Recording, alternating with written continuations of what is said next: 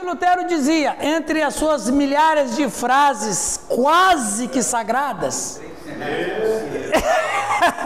ele dizia: o homem se perde só, mas não se salva só.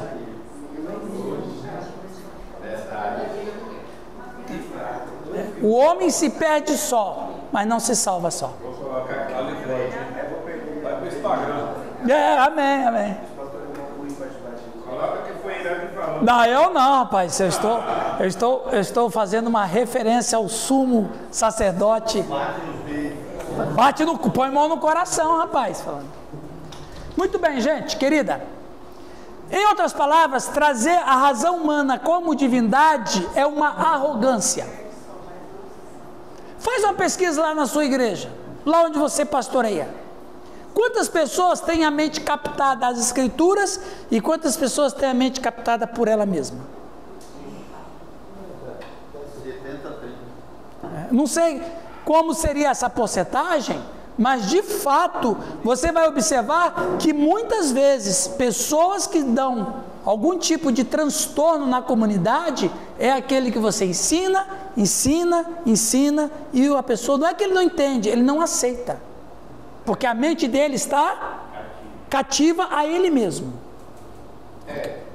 Entendeu? Então, contra essa arrogância humana, Paulo ergue a cruz vergonhosa, desdenhosa e desprezada.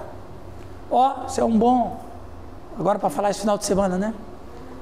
A cruz vergonhosa, desdenhosa e desprezada. Jesus não buscou a sua própria vontade humana, segundo a sabedoria de sua natureza humana, mas se submeteu à vontade do Pai divino. Ao fazer isso, a cruz se tornou poder de Deus para a salvação de todos aqueles que creem. 1 Coríntios 1, 18 a 25, nós estamos trabalhando. Paulo explica como Deus chama os tolos à fé por meio da loucura da cruz. Agora, olha que coisa interessante. Esse versículo 19, deixa eu provocar o Rildo. O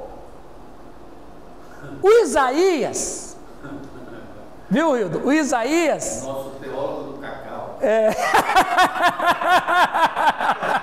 Essa foi boa. Essa foi do Croix, hein? Pois está escrito: destruirei a sabedoria dos sábios e aniquilarei a inteligência dos entendidos, dos instruídos. O Isaías não entendeu nada. Mas o que estava sendo profetizado? Exatamente isso. Lê para nós ali, Giovanni. No Antigo Testamento, antes disso, Deus prometeu que um dia Ele destruiria a sabedoria ou o sábio, e o discernimento do discernimento Ele frustraria. Paulo está dizendo que a cruz é o poder de Deus, porque, em última análise, derrotou a sabedoria deste mundo, destruiu o discernimento dos perspicazes e a sabedoria dos sábios. A cruz é a resposta final de Deus à sabedoria deste mundo. Não há mais o que... Eu gostei dessa frase que eu coloquei ali. O Antigo Testamento. Tem aqui, Isaías, eu não coloquei ali, me perdoe. 19. Isaías 29, 14. Isaías 29, 14 está dizendo que Deus iria destruir. Ele estava fazendo referência a isso aqui. Como é que Deus iria destruir a inteligência dos sábios? Com um plano absurdo. Então, Deus sabia, o Isaías não, quando escreveu. Deus sabia o que ia fazer. A Trindade sabia o que ia fazer. Então, exato. Então, é como se Deus falou, Deus está dizendo assim, vocês aí que pensam que são inteligentes, eu vou destruir vocês daqui a pouco. E a cruz, de fato, é a maior loucura que existe. E é mesmo. Mas vamos lá. A cruz é a resposta final de Deus à sabedoria deste mundo. Não há mais o que discutir. E veja que coisa interessante. A mensagem da cruz é tão verdadeira que Paulo vai entrar num mundo grego. Ele poderia, se a mensagem da cruz não fosse verdadeira, ele poderia sentar no ágora e negociar com os caras. Olha, eu tenho uma mensagem para vocês, eu sei como vocês pensam. Eu tenho uma mensagem aqui que eu acho que vai ser interessante para vocês. Aliás, com a permissão de Deus, eu até coloquei ali, mas eu vou adiantar. Paulo tentou fazer isso. Ele tentou negociar isso. Quando? Quando ele pregou um sermão vergonhoso. Atos 17. Quer ver? Abram lá comigo. O pior sermão da vida dele. Atos 17. Atos 17, Paulo vai pregar em Atenas. Onde é Atenas? O que significa Atenas? O berço de toda a cultura grega. O Paulo vai pregar lá. Ele prega um sermão muito plástico. Gostou dessa aí, Hildo? Na academia a gente ouve tudo. Ele pregou um sermão plástico. Ele pregou um sermão meio que negociando. Porque ele sabia que se ele vai pregar nu e cru, não vai ser aceito. Olha o que ele prega. Ele fala bonito. Ele vai falando alguns filósofos epicureus, estoicos e tal. Aí ele vai pregando. Olha como ele termina o sermão dele. Aí ele fala umas coisas maravilhosas aqui, né? Inclusive ele dá uma ideia de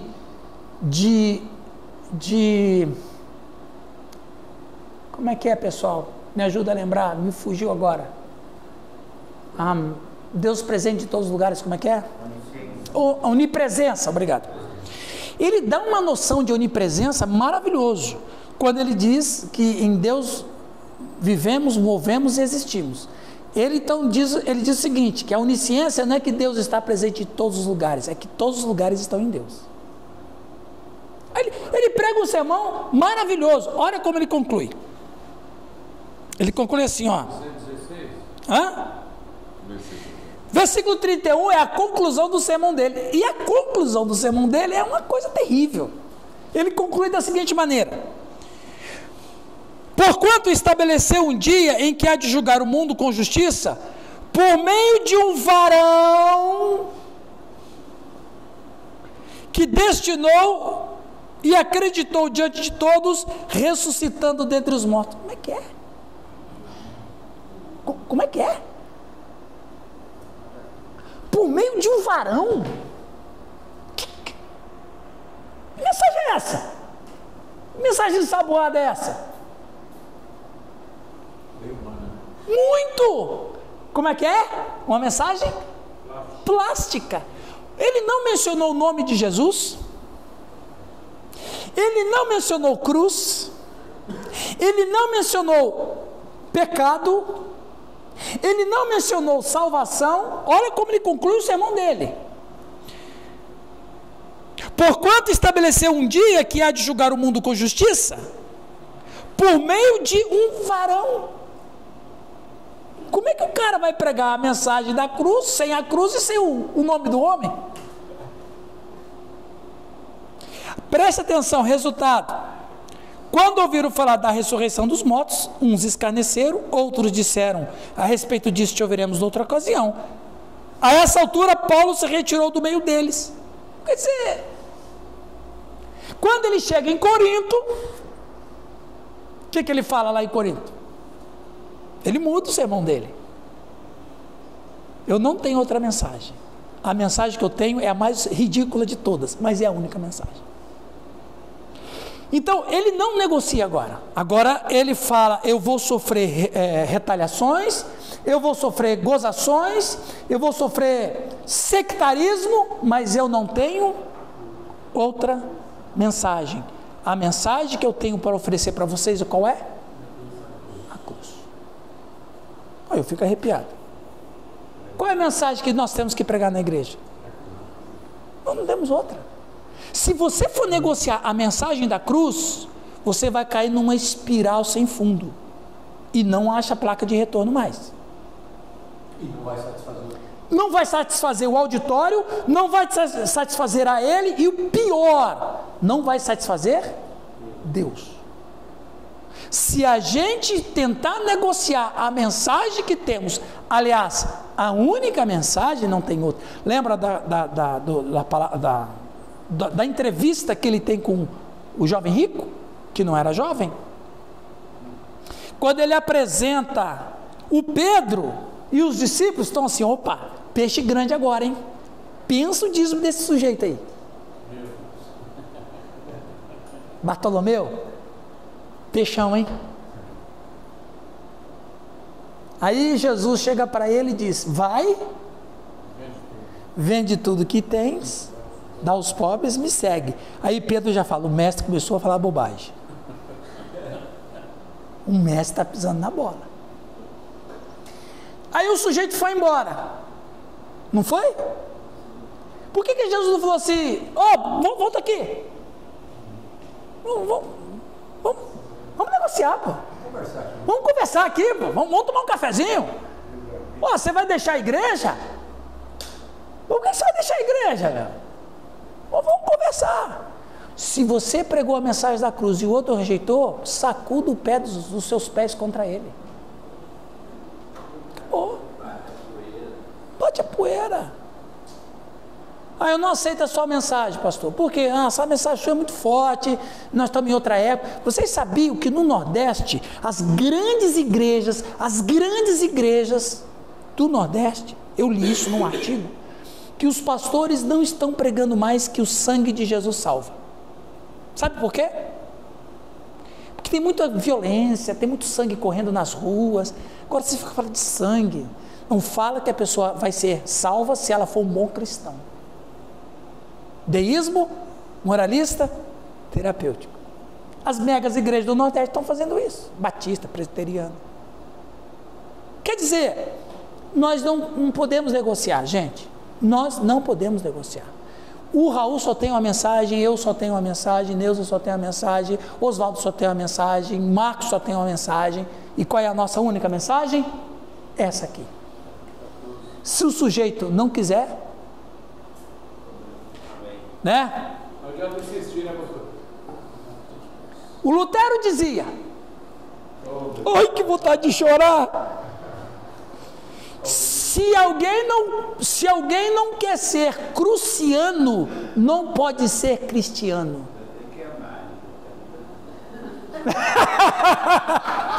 Vou repetir que você não escutou. Está falando com a Deus.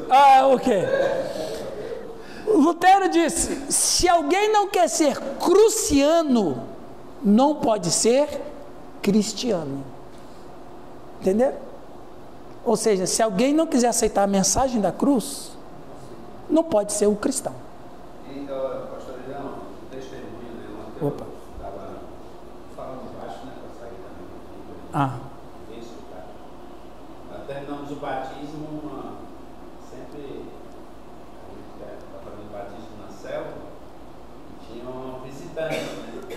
Uma visitante com o esposo. Mas você falou, você quer ser batizado também? Não, ela terminou o batismo, ela veio para a minha direção e já veio chorando. Ela começou a falar, que ela entendeu toda a mensagem e tal, que agora tinha entendido e tal.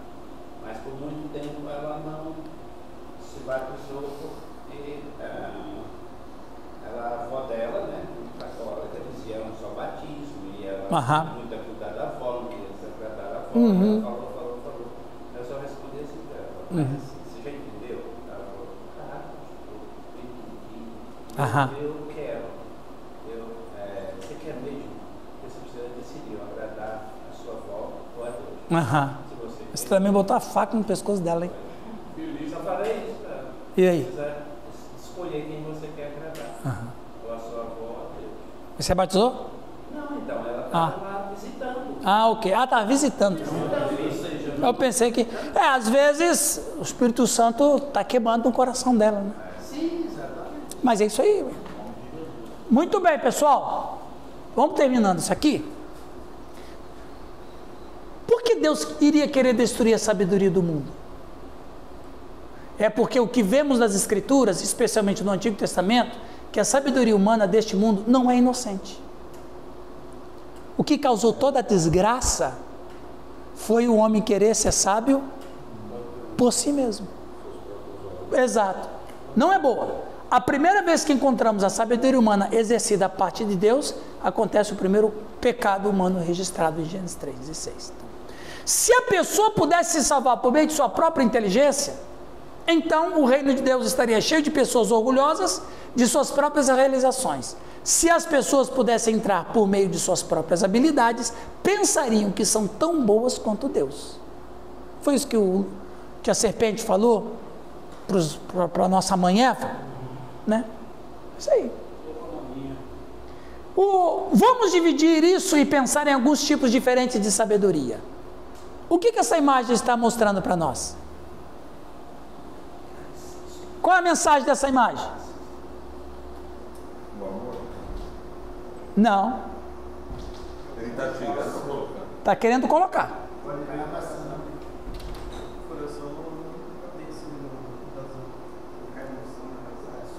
É isso?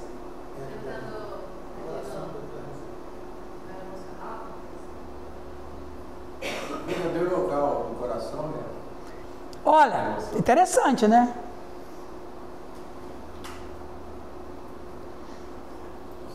Você acha que esse coração vai entrar aqui dentro? Não. Por quê?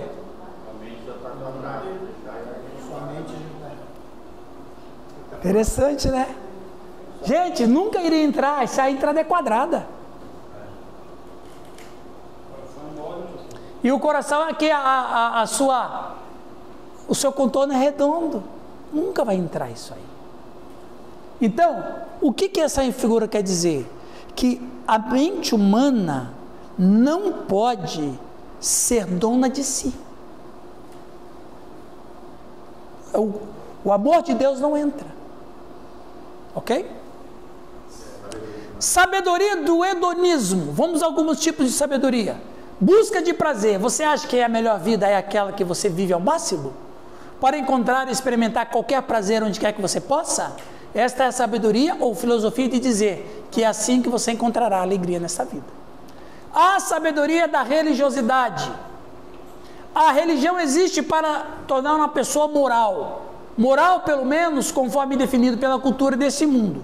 A religião é algo para ser terapêutico para a pessoa fazer se sentir melhor consigo mesmo. A religião é algo que é deísta. Então, o que a religião é? A religião, ela oferece aquilo que o ser humano quer. O que? Se sentir bem. Fala. Voltar só um pouquinho. Esse? É isso. O Marx falou, a religião é ópio do povo, né? A sabedoria psicológica, a ideia da psicologia secular humana, que diz que, obviamente, você tem problemas. O problema é o seguinte: se entendermos psicologia o suficiente, podemos acalmar uma consciência sem lidar com o seu pecado, e assim por diante. Interessante a posição da mente ali, né? Sim, a construção mental. A sabedoria filosófica, onde cada um pode definir sua própria verdade. Se você apenas trabalhar duro, será feliz porque terá todas essas coisas que o farão feliz. O que você quer, você faça para alcançar uma boa vida. Tudo isso se enquadra no título geral da sabedoria humana: arrogância. Blaise Pascal, um dos maiores matemáticos da história e um cristão maravilhoso. Vocês já ouviram falar de Blaise Pascal, não já? Sabe como ele morreu? Ele morreu doente. Ele morreu da seguinte maneira: escrevia versículos bíblicos no quarto dele. No quarto dele tinha um varal. Ele colocava os versículos para secar por causa da tinta. Depois que esses versículos estavam, o papel estava seco, ele atirava pela janela. Talvez ele é o precursor da caixinha de promessa, né? Blaise Pascal. Ele dizia: é uma doença natural do homem acreditar que possui a verdade. O que Paulo diz é que quando ficamos cara a cara com o nosso Salvador sangrando e morrendo na cruz, a cruz expõe a falência de todos eles.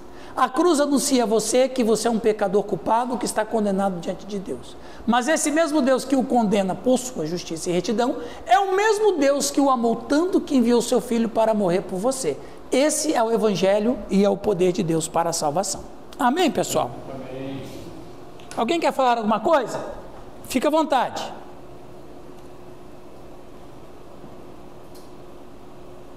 Vamos entrar um pouquinho no capítulo 2. Tudo bem com vocês aí? Sim.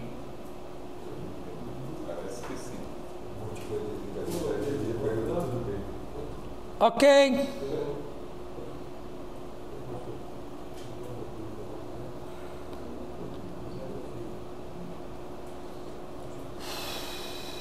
Vamos aqui. Falando de sabedoria, a sabedoria que provém de Deus.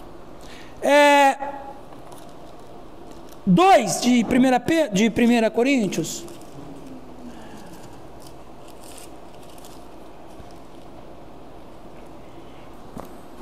1 Coríntios capítulo 2. Alguém pode ler, por favor, dos versos 1 a 5? Isso. Meus irmãos, quando fui anunciar a vocês a verdade secreta de Deus, não usei muitas palavras nem grande sabedoria, porque quando estive com vocês, resolvi esquecer tudo a não ser Jesus Cristo, e principalmente a sua morte na cruz. Quando visitei vocês, eu estava fraco e tremia de medo. O meu ensinamento e a minha mensagem não foram dados com a linguagem da sabedoria humana, mas com provas firmes do poder do Espírito de Deus. Portanto, a fé que vocês têm não se baseia na sabedoria humana, mas no poder de Deus. Opa, tem uma mudança aqui, não tem? Nem parece aquele homem que pregou em Atenas, não é verdade? Nem parece aquele homem que pregou em Atenas. Olha o que ele diz: irmãos, quando fui ter convosco, não fiz com ostentação de linguagem ou de sabedoria. Eu não usei Platão, eu não usei Parmênides, eu não usei Aristarco, não usei ninguém. Porque decidi, preste atenção, pessoal, decidi nada saber entre vós, senão, agora ele pode entrar. Ó. Olha, aí, meu. Estava falando que Ó, viu, Edmar, tem uma caixinha de aposta aí, viu? Alguém vai ganhar dinheiro aí, hein? Veja, aqui no verso 2, ele diz o nome do varão que ele não disse lá em Atenas. Olha lá. Porque decidi nada saber entre vós, senão a Jesus Cristo.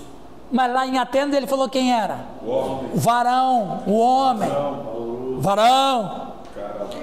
E este crucificado. Não, ele fez o quê? Não, ele não mentiu, ele omitiu. Né? Então veja, aí ele diz: e foi em fraqueza, temor e grande temor que estive entre vós. Agora ele diz: a minha palavra e a minha pregação não consistiram em linguagem persuasiva de sabedoria humana. Ele aqui meio que faz um ataque ao sofista, mas em demonstração do Espírito de poder. Então quer dizer, Jesus disse assim, um versículo muito famoso, muito conhecido, mas às vezes não é visto desse outro ângulo. Atos 1:8, o que diz? Aí vocês sabem, até no grego sabem, né? Mas recebereis poder. Mas recebereis poder ao descer sobre vós o Espírito Santo, e sereis minhas. Aonde? Jerusalém, Samaria.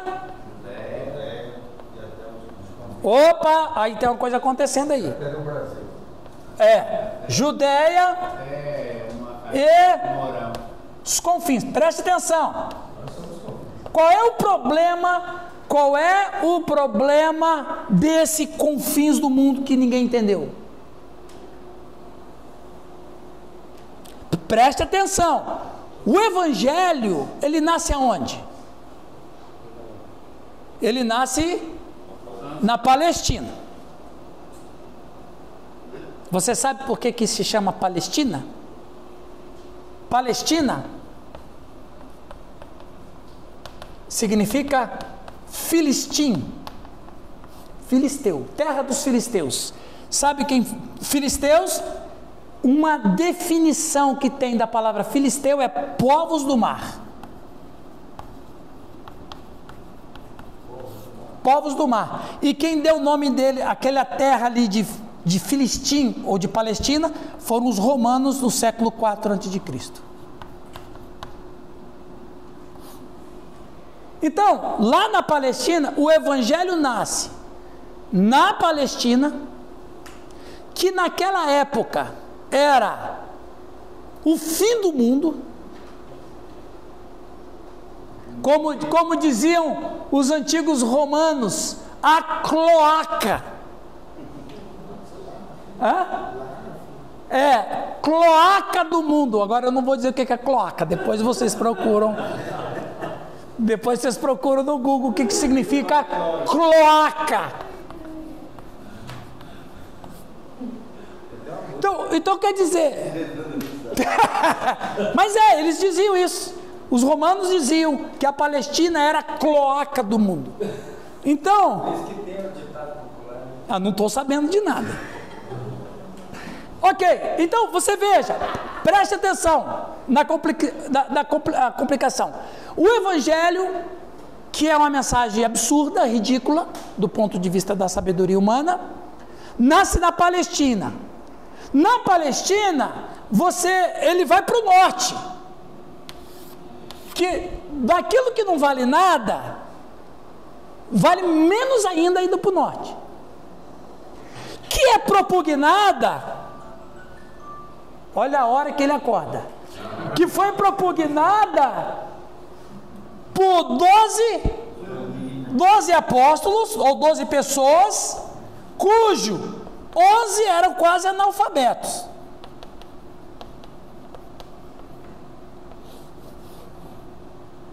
Quer dizer, você tem uma mensagem ridícula, propugnada por 11 homens analfabetos, do norte de uma região que é a cloaca do mundo. Agora você vai, confins da terra. Qual é a complexidade disso? Confins da terra significa ultrapassar barreiras culturais. Percebe? Ou seja, Jesus, agora é minha ideia, tá bom? O que eu vou falar falo como homem. Eu entendo que Deus tirou o evangelho do Oriente e escondeu ele na Europa. Porque se o evangelho fica no Oriente, teria morrido. O que é hoje Jerusalém? É terra de todo mundo e é terra de ninguém. Lembra daquela clássica pergunta para o imperador maometano, como é que era? Me fugiu o nome dele agora. Não, esse aí era um mongol. Era o Saladino. Perguntaram para Saladino: o que vale Jerusalém? Ele disse: tudo ou nada. Então Jerusalém é a terra de ninguém, é a terra de todo mundo. Então se o evangelho fica ali, fatalmente o evangelho se perderia. Então, é minha ideia, Deus tira o evangelho de Jerusalém, esconde ele na Europa. Da Europa, ele se expande para todo mundo.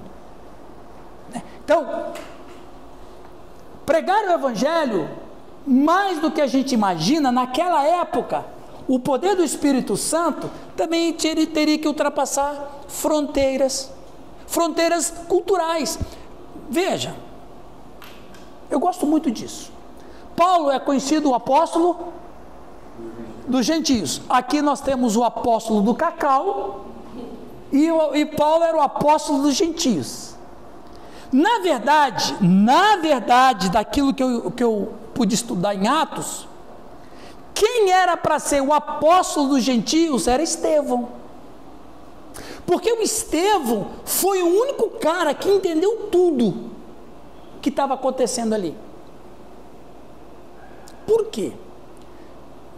Pedro, que era o líder até então daquele movimento, não entendeu a mensagem cristã. O Pedro não entendeu a mensagem cristã. Porque todo dia o Pedro ia para onde? Para o templo. Para o templo orar. Aliás, uma das idas dele lá fez um milagre. Mas a mente de Pedro, Tiago e João era a mente judaica. Eles vão lá no templo para orar. O Estevão é o único cara que não era apóstolo, mas que entendeu toda a mensagem cristã. Ele entendeu tudo. Tanto é que naquela pregação, que ele morre, ele termina o sermão dele dizendo: Deus não habita em santuários feitos por mãos humanas. Depois disso os caras mataram ele. Por que eles não perseguiram Pedro? Porque por mais que Pedro era envolvido naquela seita, o Pedro mantinha raízes judaicas. O Estevão não. Preste atenção, isso é um detalhe importantíssimo. Quando Estevão morre, quem é que pega a veste do Estevão? Saulo, depois Paulo. Em outras palavras, ele passa o ministério para Saulo. Se você olhar toda a vida do apóstolo Paulo, é a continuidade do sermão de Estevão. Tudo que o Paulo prega, você pega lá, lê lá o sermão de Estevão, você vai ver Paulo daquele sermão. O Paulo é como se Deus estivesse dizendo assim: ó, já que você matou o meu missionário, você vai ocupar o lugar dele. Eu vou levantar outro. E foi Paulo. Então, o Paulo é que foi designado, porque o Estevão entendeu tudo. O sermão de Estevão é continuidade. Paulo continua o sermão onde Estevão parou. Aí, pode observar. Aí o que acontece? O Estevão era o único sujeito naquela hora que não teria problema de levar o evangelho até os confins da terra. Lembra lá quando os gentios se converteram? Eles não sabiam o que fazer, aí reuniram uma assembleia, Atos 15. Aí o Tiago, mais ou menos, deu uma ideia, até que foi boa, né? E agora, os gentios estão se convertendo, o que a gente faz? Eles não tinham nenhuma noção de administrar a cultura. Vamos dizer que eles só não podem prostituir, eles não podem adorar os outros deuses, não podem comer carne sacrificada, carne sufocada. Então, O Pedro tinha tanto medo dos irmãos de Jerusalém, que quando Deus mandou ele para a casa do Cornélio, ele levou 3 testemunhas com ele. Eu vou lá, e vocês vão ser testemunhas, que quando a gente chegar em Jerusalém, eu prestar relatório, eu não tive nada a ver com aquele negócio na casa do gentio lá, foi Deus que mandou. Então, a mente de Pedro não estava preparada para os confins da terra. Até porque o judeu até hoje é proselitista. Até hoje, né? Até hoje. Então veja, gente, o apóstolo Paulo, quando ele chega lá em Corinto, ele sabe que a missão dele é transcultural, que ele vai entrar numa cultura diferente da dele, que tem uma crença diferente da dele, que tem uma filosofia de vida diferente da dele, mas que ele só tem uma mensagem, que mesmo que seja uma mensagem ridícula, como ele mesmo disse, que é a mensagem da cruz, é a única mensagem, não tem outra. Como é que aí o que ele faz? Ele não negocia, ele chega e apresenta: olha gente, eu estou aqui no meio de vocês, com temor e tremor, porque eu tenho uma missão a cumprir, e a missão que eu tenho que cumprir é pregar uma mensagem. Qual mensagem? A mensagem da cruz. É a única mensagem, a gente não tem outra, nós não temos outra. Quando eu escutei um pastor dizendo assim, numa reunião de pastores: não, nós temos que sentar e dialogar com a sociedade, a igreja contemporânea tem que sentar e dialogar com a sociedade. Eu falei para ele: meu amigo, essa linguagem é de teologia liberal. A igreja já dialoga com a sociedade faz 2000 anos. Aí ele não gostou muito, mas é um fato. Nós não temos outra mensagem. Se a sociedade não quiser aceitar a mensagem que a gente tem, o que a gente vai fazer? Não vamos negociar? Vamos negociar a mensagem da cruz? Quem aqui está disposto a negociar a mensagem da cruz? Eu acredito que ninguém aqui está disposto, mas tem pastor que está negociando. Ah, pastor, se seu sermão é muito, eu não vou mais ficar aqui na igreja. Não, meu irmão, vamos conversar. Não é desse jeito. Porque hoje, a pluralidade da pós-modernidade, gente, veja a situação que eu me encontro.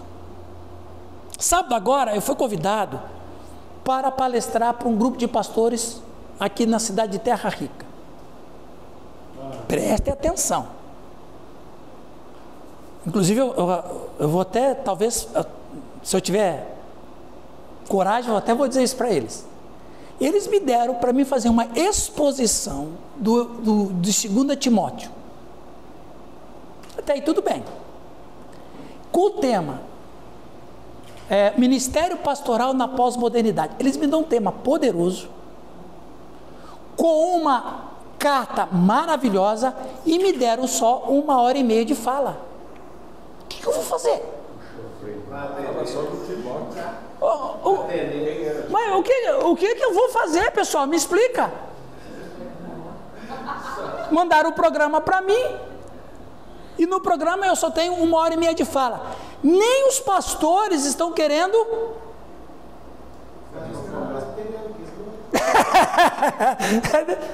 Mas veja, mas eu vou culpá-los? Não, porque eles também estão imergidos nessa questão da cultura. Tudo tem que ser muito rápido, tudo tem que ser muito para agora. Poxa, por que a gente não fica o dia inteiro estudando 2 Timóteo, abordando um tema poderoso, com uma carta especial, e 1h30 de fala? O que eu vou falar? É 3 pontos mesmo. Não tem outra coisa. Pastor da pós-modernidade.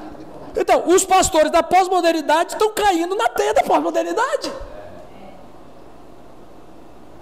Então, qual é o problema? A mensagem da cruz, em alguns currais, falar assim, para variar um pouquinho, né?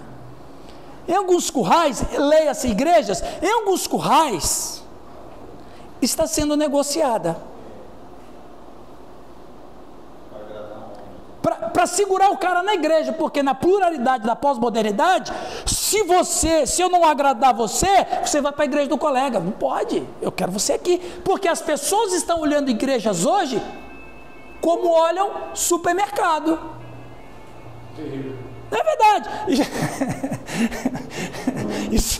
Isso não aconteceu aqui, tá? Aconteceu no Rio Grande do Sul. Eu fiquei sabendo lá que teve uma igreja que estava aceitando. Sabe qual era o papo? Sabe qual era o papo de outros membros de outras igrejas ir para a igreja dele?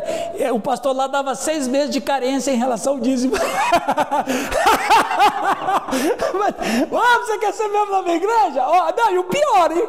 6 meses de carência, 6 meses ele não precisava dar dízimo, e os outros 6 meses só 5%. Progressivo. A partir do 2º ano era 10%, mas no primeiro ano 6 meses era carência e mais 6 meses era 5%. O que é isso? Dialogar com a sociedade.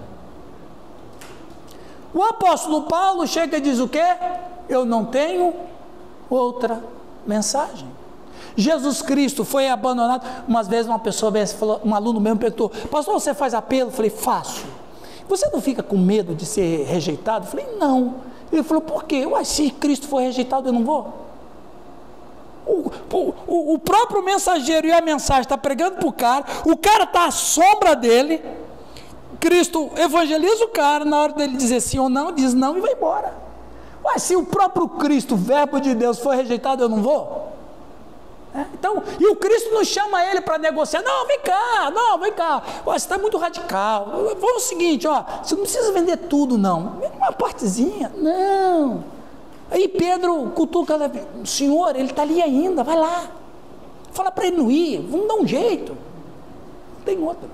Bom. Eu fico imaginando Paulo, depois do que ele fez, a cabeça dele ter se acovardado. Lá em Atos 17. Você está pensando nisso ainda, né? Faz 40 minutos que eu falei, mas isso está na tua cabeça ainda, né? Ele tentou negociar a mensagem do evangelho ali. Tentou negociar, lascou, né? Muito bem. Alguém pode ler para nós? Paulo certamente era um homem que podia raciocinar e debater de forma persuasiva, mas ele não usou essa abordagem na pregação do evangelho, pois sua experiência de fracasso na pregação em Atenas foi traumatizante. Foi traumatizante mesmo, muito traumatizante. Paulo está rejeitando qualquer confiança na habilidade do pregador de persuadir com a sabedoria humana. Exatamente. Alguém lê? Continua, Raul. Os evangélicos de hoje ficam impressionados com as últimas e melhores ideias que surgem. A razão pelo qual os cristãos aceitam essas filosofias é que eles as veem através dos olhos da sua cultura. Nossa cultura está repleta de relativismo e pluralismo. A cultura os cega para as declarações rígidas das Escrituras. Eles reinterpretam e fazem as Escrituras à semelhança da cultura, desconstruindo a Bíblia. É aquele pastor famoso em São Paulo, não é? Que ele diz que a Bíblia tem que ser atualizada, porque a Bíblia não dá para entrar nos padrões de hoje. Então a Bíblia tem que ser atualizada. Então está desconstruindo. Então o que acontece, gente? Nós estamos vendo pastores que, cegos por essa atmosfera que nos cerca, negociando valores, desconstruindo a Escritura. A Escritura não tem outro jeito. É isso aí, por mais ridículo que seja. Agora, você quer apresentar uma ideia? Apresente. Só que você tem que provar para a Escritura o que você está levando. Então, eu vou falar de novo. Nós precisamos vacinar o nosso rebanho, porque o nosso rebanho está consumindo. Lembra que eu falei da música, daquela música, Raquel, puxa vida, agora esqueci o nome do cara, meu Deus. Eu mandei, né? O nome da música é Desfazendo em Graça, é o título da música. Desfazendo em Graça. Isso, Nick e Raquel Bilman, eles cantam maravilhosamente bem. Aí diz aí, qual a estrofe aí que eu fiz citação, Edmar? Vem aqui a tua mesa, Pai, traga uma canção, outra vez me atraiu, pela doce redenção. Pão partido e um cálice, mesa só para dois. Pão partido, o cálice e mesa só para dois, quer dizer, eu e ele. Então, isso permeia os nossos... Eu fiz uma pesquisa sobre esse casal, o individualismo. Eu fiz uma pesquisa, as músicas deles são lindas, mas quase todas, 90% das músicas deles só cantam na primeira pessoa. Por aí a gente vê. Então, o que nós vamos fazer com essa questão da cultura? Porque estamos falando sobre pregar com poder, por causa do que é a fé cristã, que é uma luz divina e sobrenatural, transmitida imediatamente à alma pelo Espírito de Deus. É o Deus vivo, descendo pelo meio do Evangelho de Jesus Cristo, para nos transformar pelo poder do Espírito Santo. Eu posso escutar um amém? Amém.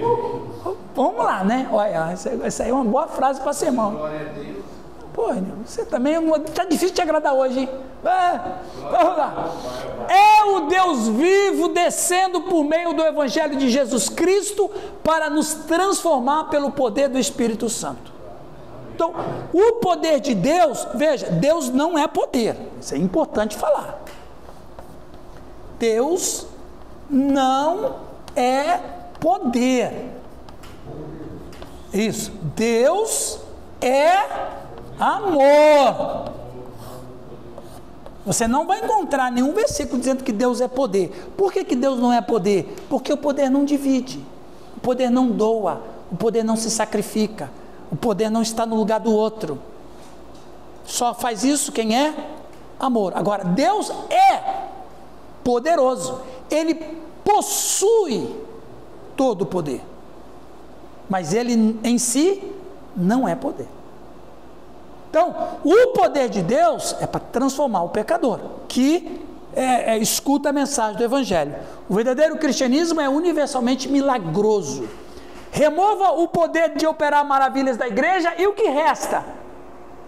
Você sabe que tem uma discussão teológica na academia, Hildo, chamado cessacionismo. O que é o cessacionismo, Giovanni?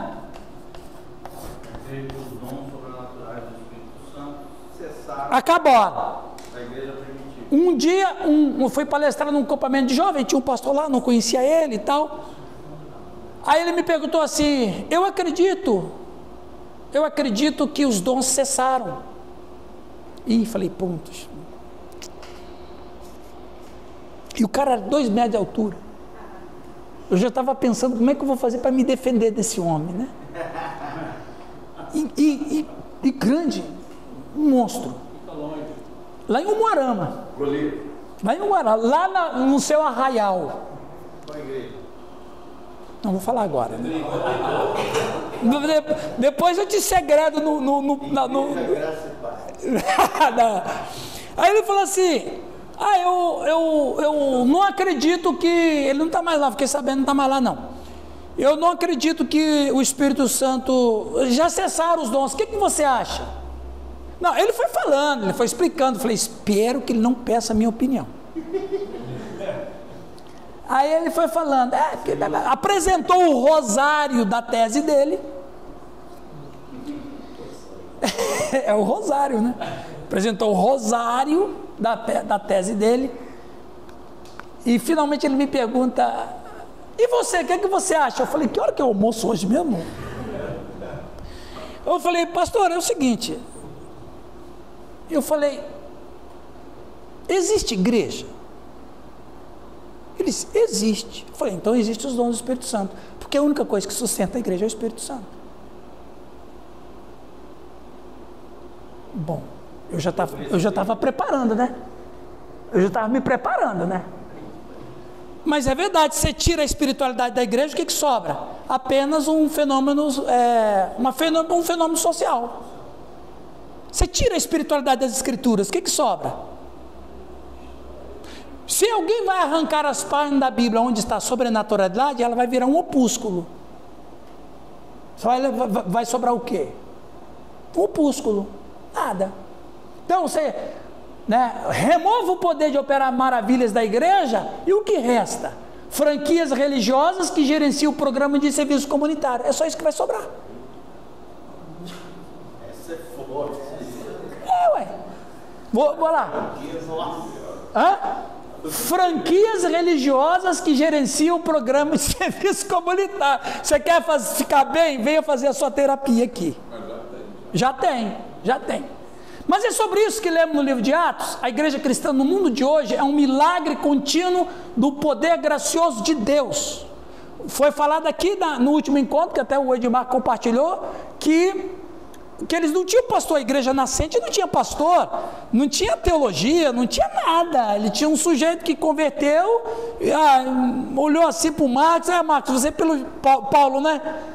Olhou para o Marcos, Marcos, já que você mais ou menos é o mais espiritualzinho do povo, você vai ser o pastor. Quer dizer, como é que a igreja sobrevive desse jeito? Somente pela presença do Espírito Santo. E é o Espírito Santo que está sustentando a 8ª, que aliás deveria tirar aquela coisa de maçonaria da frente, né? Então, é uma maçonaria a entrada, né? Eu vou colocar os anõozinhos. É o Espírito Santo que sustenta as nossas comunidades, não é? Se botar o compasso, esquadra. Só não, ele vai colocar. A igreja cristã, tá. E se é assim, então a pregação cristã pode e deve estar no poder divino. As palavras de Paulo refletem em parte seu chamado em circunstâncias distintas. No entanto, suas implicações são profundamente desafiadoras para os pregadores de hoje. Nós estamos pregando o quê? Nós estamos pregando no poder do Espírito Santo? Ou a gente está fazendo um arrazoado filosófico? Preste atenção, gente. Eu gosto de falar isso.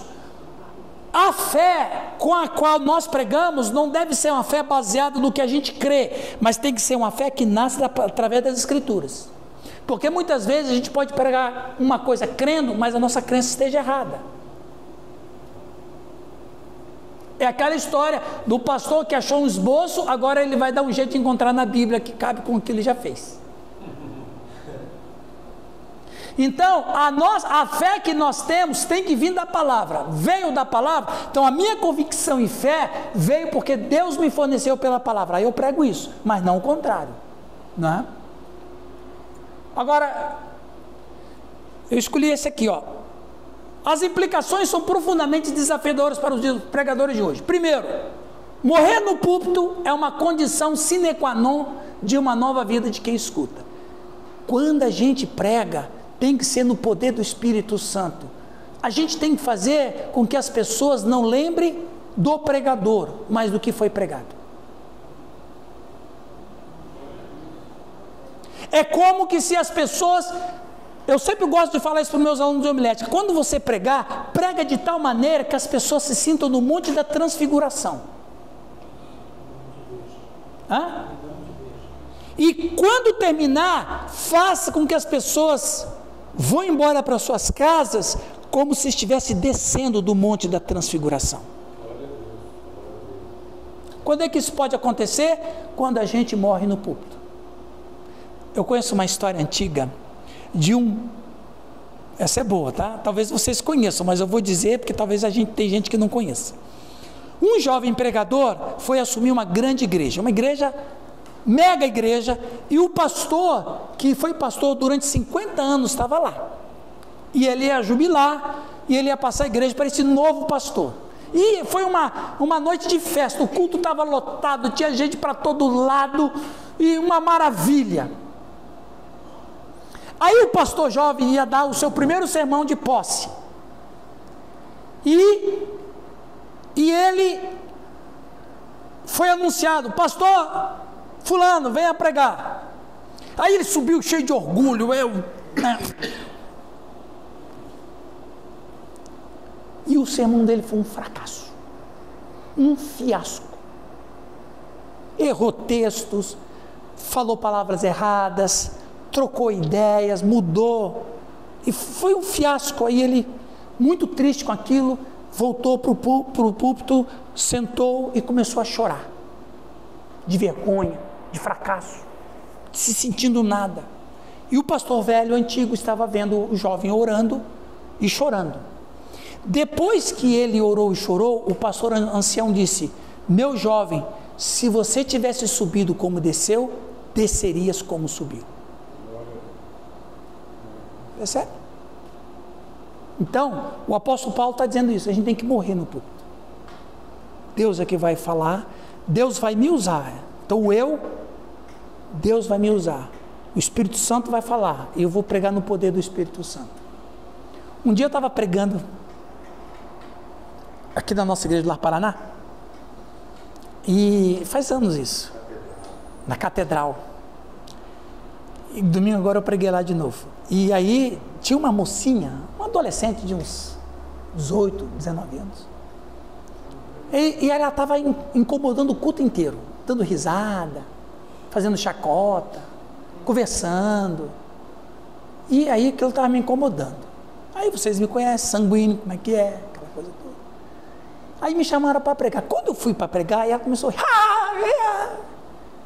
Aí eu cheguei, tinha o diácono estava sentado. Não, ele não era diácono. Depois ele se tornou diácono, mas era um irmão.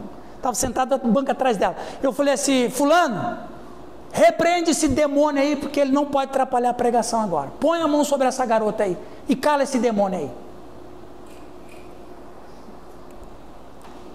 Eu falei: você mesmo. Aí ele colocou a mão sobre a menina. Isso numa igreja luterana. Vocês vejam como que Deus existe. Tá vendo? Vai falar. Aí ele foi colocar a mão sobre a garota, assim, ó. Pá! Menina, gente, não é piada. A menina emudeceu. Ela ficou quieta. Se foi vergonha, se foi demônio, eu não sei. Mas que ela calou. Aí terminou. Aí ele falou assim: rapaz, você quase me mata do coração. Aí eu falei: por quê? Ah, rapaz, como é que você inventa uma coisa dessa? Eu falei: mas eu não dei ordem para você. Ele falou assim: eu fiz no poder da sua autoridade.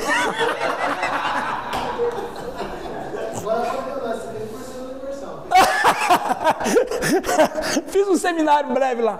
E a menina voltou da igreja? Sim, ela era da igreja já. Só que ela é o seguinte, ó. Ela ficou sossegada. Principalmente quando eu ia pregar.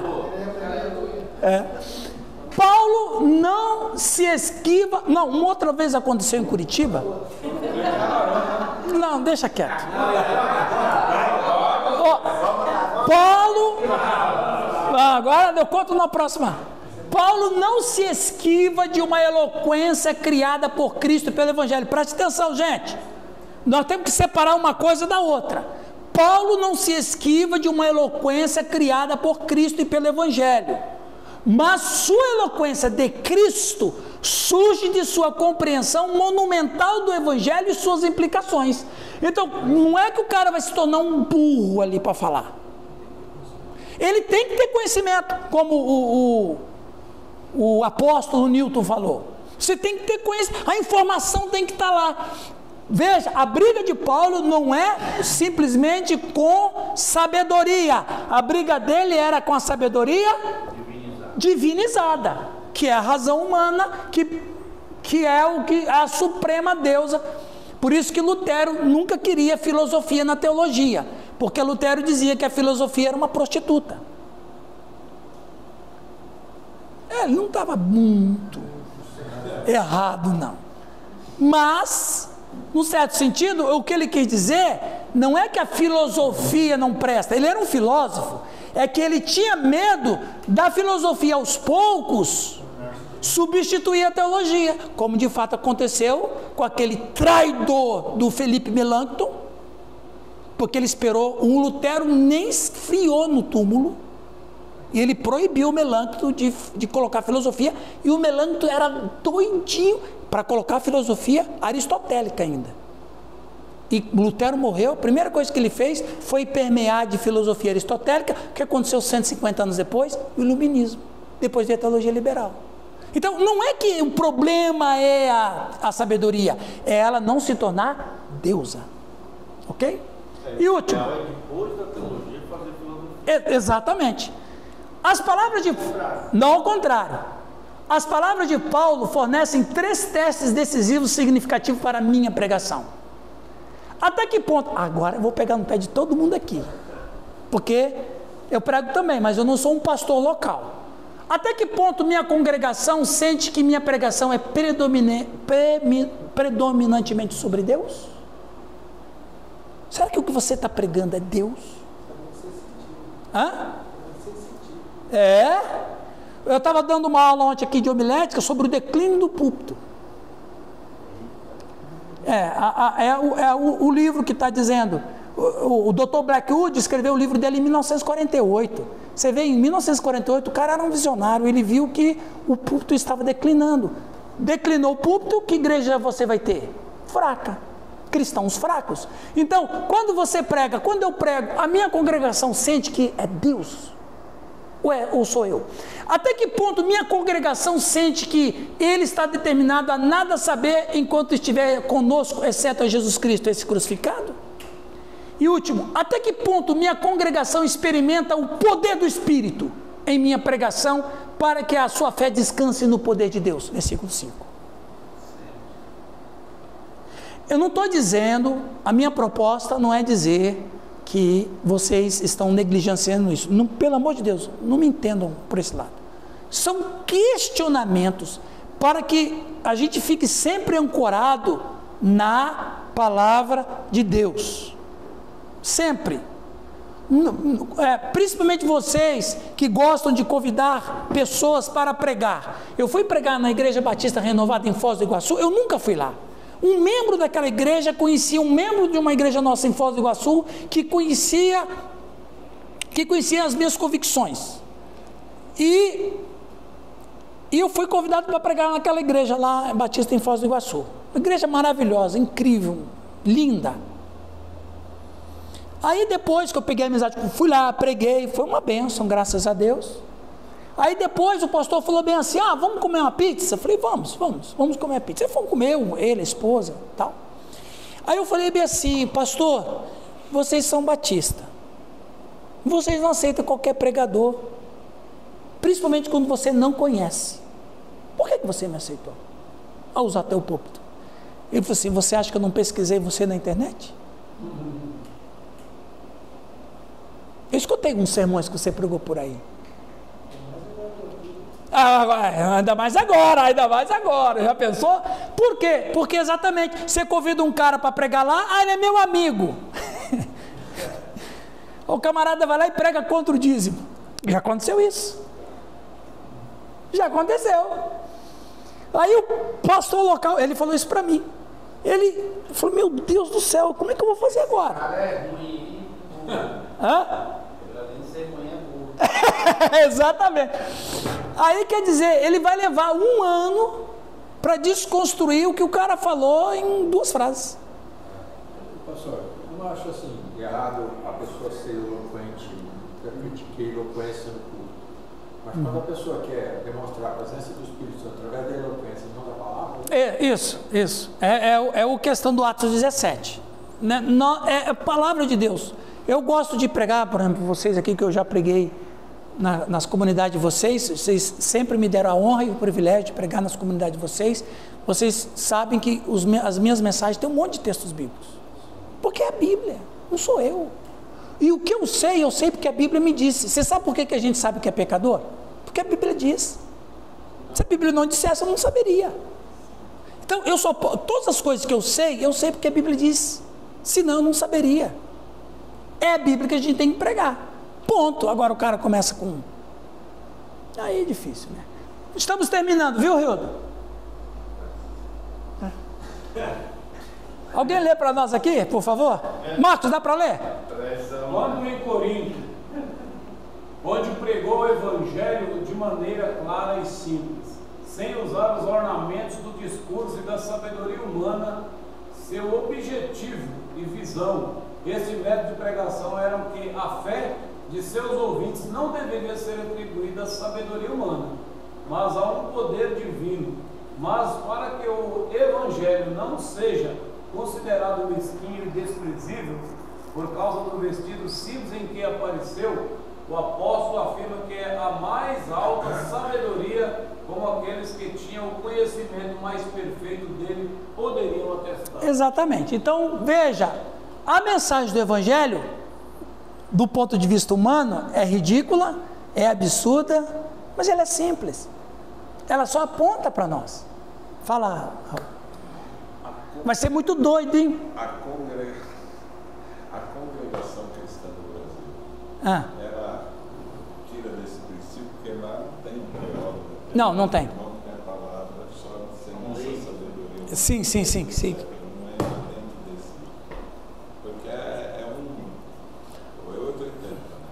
A gente que estuda muito, que tem discurso, etc., a gente traz uma sabedoria. Então, foi boa essa questão. A cultura da CCB é exatamente isso. É fazer uma dependência, aquela história de não permitir que a mensagem não seja sobrenatural. Só o que eles não conseguem separar é que a razão subordinada à fé, em harmonia com a fé, produz aquele sermão que o Espírito Santo usa com poder na vida da pessoa. Uma coisa importante, a Bíblia, por que a gente precisa de hermenêutica? Todo seminário tem. Lá no Seminário Batista tem matéria hermenêutica? Lá no Cianorte tem hermenêutica? Aqui também tem. Por que a gente precisa de hermenêutica? Porque a Bíblia originalmente não foi escrita para nós. Ela não foi escrita originalmente, carta de Paulo aos Romanos. Os Romanos. Mas porque ela é a palavra de Deus, ela transcende o tempo e o espaço. Mas ainda assim, a hermenêutica é uma peneira, onde eu preciso filtrar o que é cultura e o que é eterno. Nesse sentido, Raul, o problema da falta do estudo é ele não usar a peneira entre o que é eterno e o que é cultura. Um dia, um aluno veio me questionando sobre isso, e ele veio falando, não, porque a Bíblia toda, não tem isso, professor, a Bíblia é toda. Eu falei, ele é casado. Eu falei assim, quando a sua esposa está menstruada, você deita na cama com ela, ou você dorme no outro quarto? Ele falou, não, eu durmo com ela, então você está pecando. O que diz a Bíblia? Aí ele ficou assim, né? Aí eu falei, você tem filho? Eu falei, tenho. Seus filhos te obedeceram quando eles eram crianças? Criança você sabe, né? Sempre tem uns rebeldes e tal. Então, você apedrejou o seu filho até ele morrer? Não, por que você não fez isso? Você errou. A lei está dizendo que se tem um filho rebelde, tem que apedrejar até que morra. Desejou, né? Desejou, né? Ele desejou. Então, eu falei na aula, há coisas, aquilo que é eterno é para toda a vida. Aquilo que é cultural, por exemplo, lá mesmo na CCB, por uma questão de não ordem cultural, os homens se beijam. Eu posso até dar um beijo em você. Te arrepiei, né? Eu posso querer dar um beijo em você, mas eu posso dar um beijo em você por uma questão de amor, mas não é, porque o beijo lá é teológico. O ósculo é teológico. Eu não vou. Por exemplo, se eu sentir vontade de dar um beijo em você, né, de dar um beijo no Oswaldo, gente, não é na boca. Os russos beijam na boca. Nós não somos russos. Nós somos brasileiros. Eu posso dar um beijo no Nilton, como já dei um beijo no Nilton. Calma, Delma. Calma. Eu já dei, arrepiei o cabelo dele. Foi antes de você. Eu posso dar um beijo, já dei um beijo no... Eu dei um beijo no Rildo. Eu já dei um beijo no Giovanni. Giovanni já me deu um beijo. Mas é um beijo de amor, fraterno. Mas o beijo da CCB é teológico. Porque a Bíblia manda. Eu não frequentei o seminário do Cacau. Mas pegando o gancho aqui, é forte a expressão usada assim, ó, sem usar o ornamento do discurso de sabedoria. É sem usar. Como fonte principal da mensagem. Não. Porque a gente vai usar. Não está escrito ali? Não, se não está escrito, você me desculpa. Mas o contexto é colocar a razão acima da Escritura. Se colocar a razão acima da Escritura, é o que Paulo fez em Atos 17. Né? Gente, 5 para meio-dia, amém?